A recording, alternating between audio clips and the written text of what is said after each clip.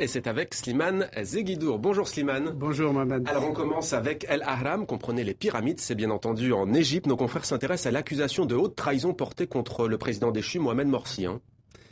Oui, c'est l'hebdomadaire, donc le supplément hebdomadaire d'Al Ahram. Non seulement il s'y intéresse, mais en fait il prépare et il fait le procès.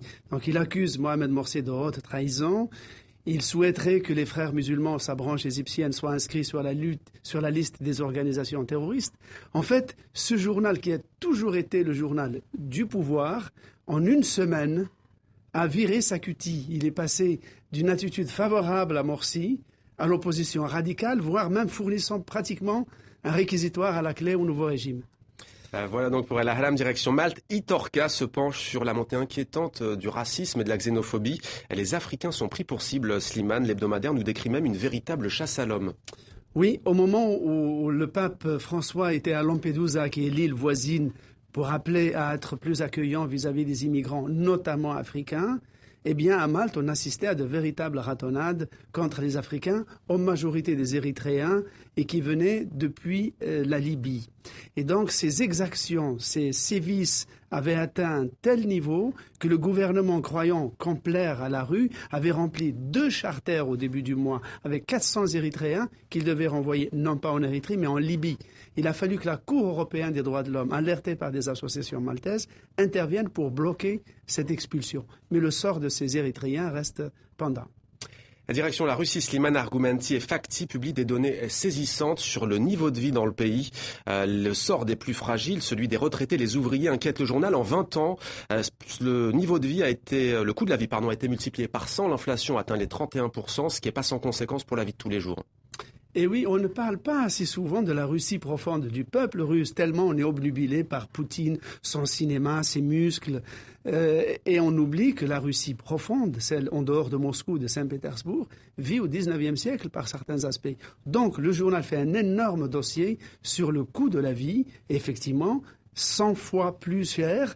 Et donc les gens, surtout les retraités, on voit tellement leur pouvoir d'achat tomber que beaucoup sont devenus des végétariens, ne mangent plus de viande. Certains réduisent le nombre d'ampoules électriques dans leur maison, ce qui est un comble dans un pays qui est un géant énergétique, aussi bien nucléaire que pétrolier, qu'hydroélectrique ou gazier. Et on va terminer, Simone, avec The New Statesman, magazine britannique, plutôt, on va dire, de sensibilité de gauche, qui se pose une question.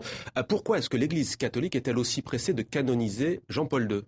Et oui, le journal se demande, ce pape, François Ier, qui n'arrête pas de donner des gages, avec parfois beaucoup d'émotions pour les pauvres, et l'option pour les exilés, les immigrés récemment, pour la tolérance, le dialogue interreligieux, eh bien, en sous-main, et à l'intérieur de la structure de l'Église catholique, il est en train d'accélérer le dossier de canonisation. Parce qu'on n'a jamais vu une telle rapidité. Normalement, une canonisation, ça commence à se poser 5 ans après la mort du défunt. Or, Jean-Paul II est mort en avril 2005. Dès le mois de mai, 3 semaines après, Benoît XVI avait parlé de sa canonisation. Or, la canonisation réclame au moins 2 miracles. On a trouvé 2 miracles. Un, c'est une Française atteinte de la maladie de Parkinson qui aurait guéri après avoir écrit le nom de Jean-Paul II. Mais il fallait trouver un deuxième miracle. Et on a trouvé une patiente costaricaine qui avait un anévrisme et qui a guéri miraculeusement après avoir réussi à prononcer le nom de Jean-Paul II. Donc, François, entre 2 manifestations publiques en faveur des pauvres, vient de donner le dernier coup de pouce à cette canonisation qui interviendra d'ici la fin de l'année. Slimane Zeguidour, merci Slimane pour cette chronique et aussi un éclairage. Donc c'est tout les vendredis. Merci à vous.